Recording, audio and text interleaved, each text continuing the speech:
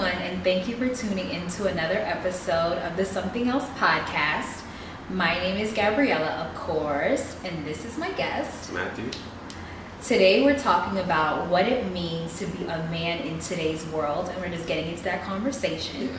But of course, before we get into that, you already know what time it is. It is the affirmation of the week. Do you want to read it or you want to read it? I can do this. Okay. Let me make sure it's not an old one. Okay, it's not an old one. Alright. I radiate positive energy from my being. That's a good one. It is a good one. That's a really good one. Because I was just talking to somebody today and I was telling them being a Christian is kind of like being a Christian and people not knowing that you're Christian. It's like being a walking Bible. Yeah. You have to be, when they say love being patient, love being kind, you have to be that without reciting the Bible verse. I'm still working on it. Yeah. I'm still working on it because honestly, it can really be hard to be patient and love people when it feels like you're going through your own stuff, but you still have to put yourself in a position to like treat someone with kindness, even if they're not nice to you or even if they're being disrespectful. Like that's what humility and humbling yourself really means. I feel like I'm too patient. That people run over me. I don't think there's such a thing. Okay, well, when you said people run over you, yeah, but that's a more of a me thing. Yeah, that could be. Maybe sometimes you just let people know, like, hey, I'm nice, but don't do too much. Yeah, I don't know, but the thing is, like, I'm slow to anger. Really slow to anger. It takes a lot for me to get angry. I can relate to that. Yeah. I could definitely relate to that because it's like I'm not like at the drop of a hat. I'm ready. I'm a fireball. Like it does take a lot. Most of the time, I'm like, okay, whatever.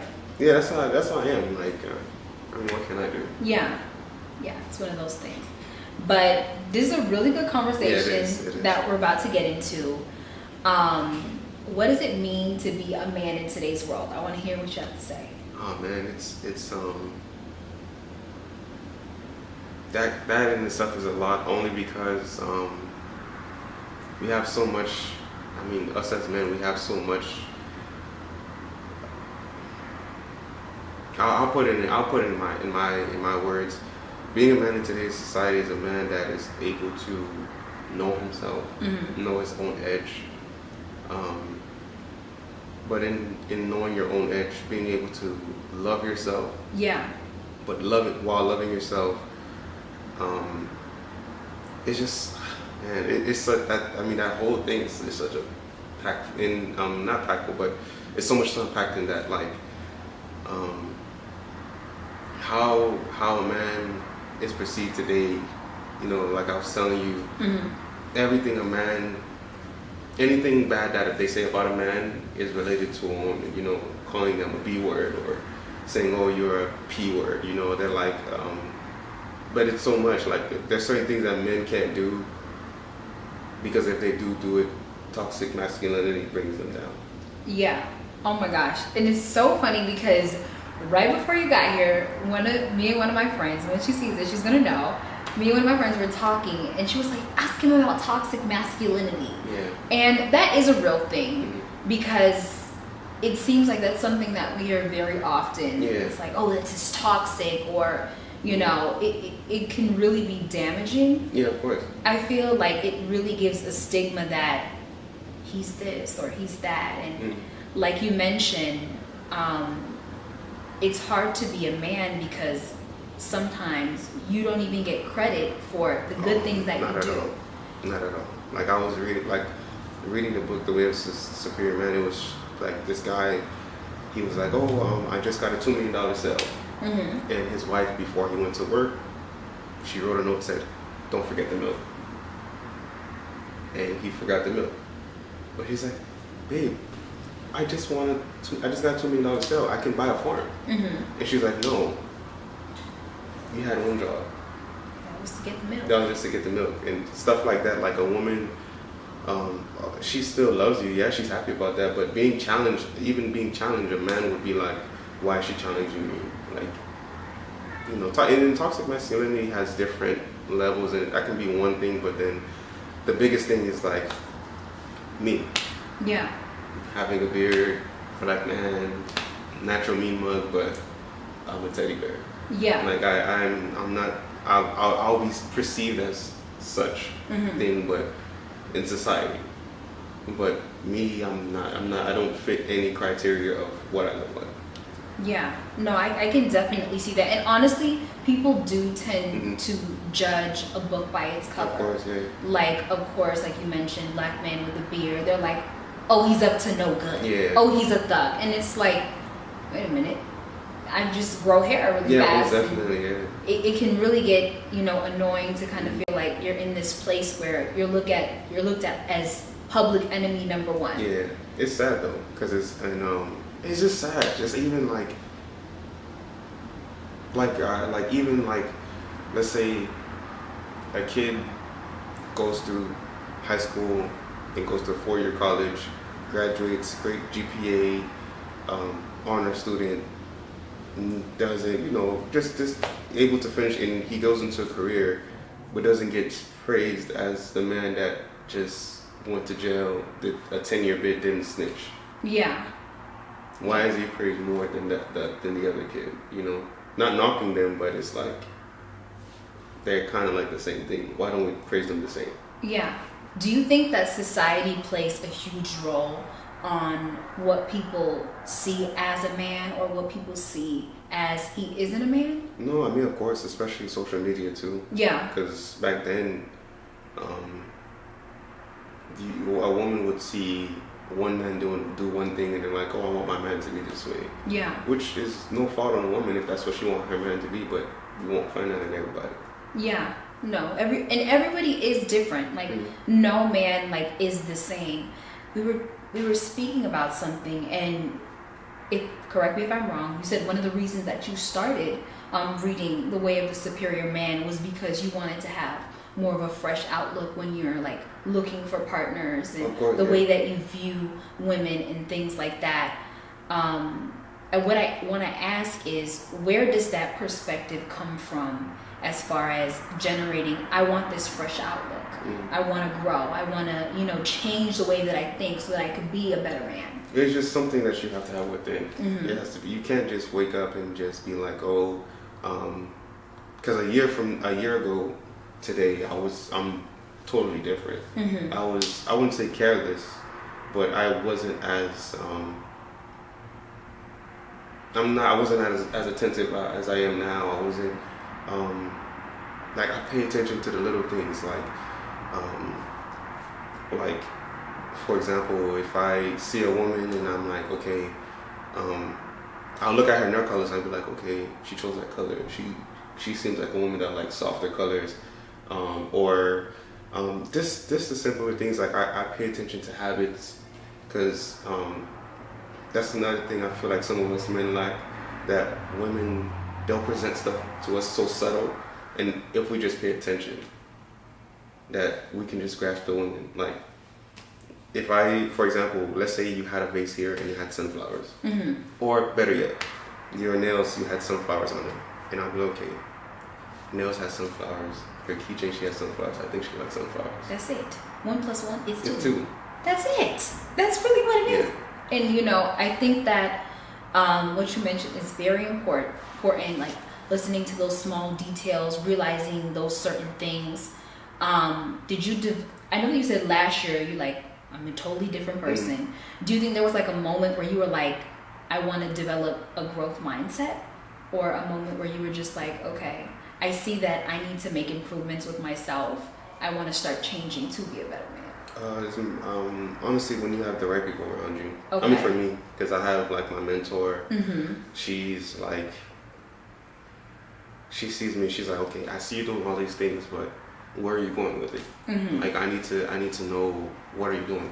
Because you're too much of a great man to be just space in this world. Yeah. You have too much love to give, and So now that you just mentioned that, where I'm going to take this. I wanted to say, what do you feel as far as having a mentor, how important it is to have a mentor as a man? Because I feel like men have so many different influences, the media, music, their own personal traumas, their family. But I think it's important to have that person that sees you for you, and sees that you can be this person, or just to encourage you, to help you see your self-worth, basically. No, exactly. I mean, me personally, I don't know, for me, my mentor is a woman. Mm-hmm. So I like to have that perspective of a woman, because Mm-hmm. I know she's married, okay, she sees her husband, she'll okay guide me. She's not gonna steer me wrong. And therapy too. I go to therapy. I love it here. I go to therapy. Mm-hmm. So I mean, I don't knock nobody that's, hey, I don't want to do therapy. Why am I gonna talk to somebody about my problems? But I go to therapy as well. Was there like a turning point that made you start seeking therapy, or? Just looking at how I grew up Uh-huh. and how, I believe we all need therapy, but I just got to a point where I was just like, just wanting to be better, wanting to understand myself more. I kept asking, am I wrong for doing this? Mm-hmm. Why is this happening every time I do such and such thing? Mm-hmm. So sitting with a therapist, she was like, yeah, you need to fix this. Matt, you need like she even told me, she's like, Matt, you always to yourself, you need a social group. Yeah. And having that, then I ended up building my own social group. It didn't happen overnight, Of course. but even that too. So you've seen like the benefits of like. Yeah, of course. Gotcha. But then even with that, having my own social group, like not having one, of course, that comes, even if this trauma is a little, even if it's small, it comes from trauma. Yeah, no, that's true. And I, it really intrigued me because, I feel like, and this is important, that'll be for another episode, but, I feel like men mentally go through a lot. Yeah. Over the times have changed where men are able to express themselves more freely, maybe be a little bit more open, but there's still the ideology that because I am a man, I will not express myself. I will not feel anything. If I have to cry, I will not cry. Like, you see people, especially, it depends on where you grow up, I know that we have different people watching this podcast, not just in Florida, and if we don't have them yet, they're coming. No, of course. You But guys take it exist. people like go through these traumas. They see their friends getting killed. They see their close family getting killed, and I'm not gonna cry, or I'm not gonna feel that because man, I'm supposed to be tough, and it's like it slowly begins to like eat. But that's the thing, having that to have that, I guess you could say, stigma, having to be tough all the time. We're human. Yeah. Why am I not going through all 5 of my senses? Yeah. And I'm losing like one. Yeah. Yeah, I could see how that's really damaging. And I feel like because a lot, like even athletes are speaking about self-improvement, bettering themselves, like male figures are speaking about this thing. I think that soon, and hopefully, going into the future, we'll see more of like a wave of men just, like you said, using all their 5 senses. Yeah. Another thing I wanted to ask was, what defines a man for you? Like, what's your definition of a man? I mean, it's a man that man is someone that holds character. When he walks into a room, his presence speaks before he's even able to speak. I feel like he's able to lead. Yeah. Even a woman that is independent, she's able to submit. Not submitting in a way where everything he says, she's like, yes, I'm going to do it. But a woman that is, I wouldn't say fear the man, but fear the man. As in, Has respect. Has respect. Gotcha. Of course, but having respect, that starts with me. I can't demand respect and I'm lying to you. Okay, and let's run that back. Let me stop you right there. Okay, continue. Rewind, but continue. I can't demand respect if I'm lying to you. I can't demand respect if I'm not. Which will fall on the line is holding my word. I can't demand respect if the little things that, like, just the little things, if I'm lying about the little things, I don't know. I feel like I wish every man can just. There's so much beautiful souls, so much beautiful women, so much women that deserve to be catered to. Like, I have a lot of friends, there's like, man, like if I can find someone for them, I would, because they're so wholesome. They're so they're everything that a man wants, but they may not fit the characteristics of, you know, having a body part this way or a body part that way. But I feel, you know, there is more to that. Like I feel, I was telling my brother, he was like, man, I need you to talk to my friend, because every time his girl tells him something, he gets mad and he wants to break up with her. And I told him, I called him, I'm like, bro, you know, when a woman tells you that you're doing wrong, that's love.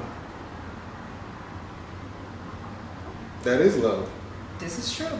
Because if she didn't love you or even have any feelings towards you, she wouldn't have told you. Yeah. It's just like a mom. A mom wouldn't have told you, Matt, don't do this. Yeah. She would have just let you do whatever. It's a certain type of love, and that's a little bit of a woman submitting to you. Yeah. Because she wants better for you. Yeah. But not a lot of men, they think, oh, she's challenging me. No, she's not challenging me. She wants better for you. And that's just what it is. And I'm glad he said that. Okay, you're hearing it from a man's mouth, because don't come from me, guys. I feel like, honestly, sometimes when women say those things, it comes off like, okay, well, she's trying to tell me how to be a man, or she's trying to tell me. But like you said, it's like an act of care. Like, I want you to do better. Like, I want you to want better for yourself. Like, sometimes a person loving you, it can be uncomfortable, because they're going to tell you sometimes things that maybe you're not comfortable hearing. No, but that's another thing too. Hearing, let's say, especially if a woman comes to you, she's like, let's say you come to me and you're like, Matt, you need to put your foot down. I'd be like, don't question me. I do put my foot down. So now you're questioning my manhood. So now I'm sitting there, a million things running through my mind. Oh, so I don't put my feet down, and I don't do this, I don't do that. Now I'm gonna be reserved to you. Yeah. Why am I being reserved? You weren't reserved to me, telling me how I should be. Yeah. You know, but I mean, there's a lot, especially for us men, that we need to work on. But we're stupid. At least he said the truth. But I think another important thing that I was kind of picking up while you were talking is that you are self-aware. Yeah. And I think that for a long time, since almost the beginning of time, because of the way cultural norms and things like that, of course, the men were like elected officials, they were always in charge. I think sometimes that creates a complex, like I don't need to listen to anybody. Of course. Like that's what will dull down self-awareness. It's because I'm so used to being right that I don't see that if I'm making somebody uncomfortable or saying something to someone to hurt their feelings. So the fact that you are self-aware, that does contribute to becoming like a better man. No, of course, and having that awareness, I don't know. I just wish that a lot of people, they were able just to sit down and just listen to what everybody told them. Like, just sit down in a room and just one person comes into a room. This is the thing that's wrong with you. Yeah. And they're able to have that conversation. That's another thing too. Being able to sit with someone that. And we have people around us that are like yes men, you know, sometimes where they don't tell us what we need to hear, but they tell us what we want to hear. Yeah, I would say, and I was saying in my head, and we're gonna get to that next. I'm glad you said that, because I feel like a lot of guys sometimes, you know, they have their homeboys, you know, and I love the homeboys. Tune in, subscribe, do all of that. But sometimes it's like the homeboys and the friends, you know, the family. It's sometimes like they can see no wrong with what their friend is doing. It's, accountability as far as like friends, family. I feel like sometimes they could put people in an uncomfortable position to kind of hold their friends accountable, hold people who are in their life accountable, because it's like, aren't you supposed to be my friend? Aren't you supposed to have my back? But like you mentioned, like, if someone is telling you, hey, like, this is wrong, this is not right, like, that's an act of love. Yeah, even, I mean, people holding accountable, you have to, oh man. I have a friend, Judith. She will cuss me out as if, like, as if I did the most worst thing in the world. But I have to accept it. I can't hang up the phone. Yeah. I'm gonna take it all. I'm gonna be like, okay, you're right. Yeah. And you need those people around you, people to hold you accountable. Yeah. Like if I tell her I'm going to the gym today, she's like, okay, it's 6 o'clock. Did you go to the gym? Nah. What? No. I'm even if I'm not going, I'm picking you up. I'm dropping you off to the gym. I feel that. Yeah. I feel that. Yeah. I really do feel that, because sometimes, like, us as people, like, we have these goals. Yeah. We have things we want to do. Or we say, oh, I'm gonna do this, I'm gonna do that, and when it's coming out of your mouth, like, oh, I'm gonna do this, I'm gonna do that, it sounds so good to say, but when you have to put it into action, oh man, it's difficult. That's one of the hardest things, because it's like, oh, I actually have to do this. Like, one of my friends, like, sometimes I'm even like, oh, did you go to, like, just like your friend, like, did you go to the gym? Like, oh, did you start your diet again? And she's like, tomorrow. And I was tomorrow. You said that 3 days ago. Where are we at with it right now? Like, what's going on? But accountability is a big thing, you know. And I think that more men could benefit from holding themselves accountable, and also their friends. Because if you see something, you say something sometimes. Yeah, but you have to understand it falls under toxic masculinity. I was always taught, oh, a man shouldn't tell me what to do. I should know before a man. But we have teachers. The teachers tells you, you know, even in your father. But that's another thing too. Oh yeah. Fathers not being there. That is another. Or not even having a father figure. You know, like I coach a 10U team, a 10U football team. These kids come and it's mostly the moms there. Yeah. The moms is there, you know, cheering their son on, and it's like, where's the father? Yeah. That missing piece. I feel like every boy needs a dad. Oh man. Like, honestly, and I'm not saying just because you have that father figure, that means your life is going to be perfect. Because sometimes you have both parents and you still have a toxic household. Of course. So that's not what I'm saying. But I think that a lot of men could benefit from having that father figure, that man they can just kind of go to. And even if it's not your paternal father, of course. I think, like you mentioned, you said you have a mentor. Even if you have like a man that's a mentor, or just someone that you can go and talk to about things, I think that really molds your character instead of feeling like, you know, hey, I have this void. No, exactly, and that's the thing. I feel like most of these men, like growing up without their father or having that father figure, not having someone to talk to. Like the way I am, of course, it's because you can tell. Okay, Matthew came from a 2-parent household. He. I'm not gonna sit here and say, oh, I grew up where, man, I grew up in the hood, and no, I didn't have that. Both my parents was there. My mom was home. My dad will come home from work, and the way I see that my dad loved my mom, I want to love my woman the same way. I want to love my wife the same way. Like I've seen my dad like work the dirtiest jobs just to make sure that we are clean. Yeah. I've seen my dad like on the day of him and my mom's anniversary, wasn't able to take her out.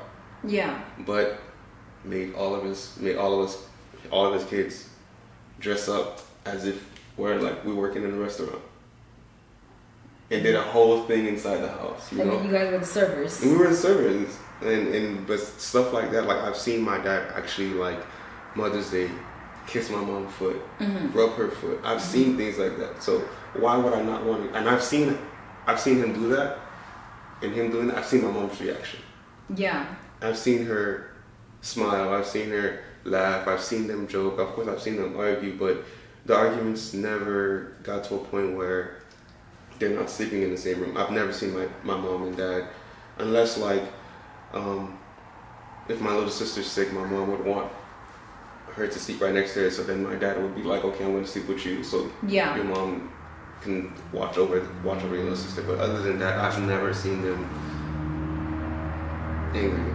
Yeah, I think also what you see in your home, what people see in their homes, also shapes the individuals that they become. Of course. Because if you have that where it's just chaos, it's dysfunctional, that also shapes the kind of person that you can become, whether you're a man and a woman. Let's just say that. Oh, of course. And it's crazy because, and I love me a family, but you know, sometimes people have these two-parent dynamics, and it's like even toxic. Yes.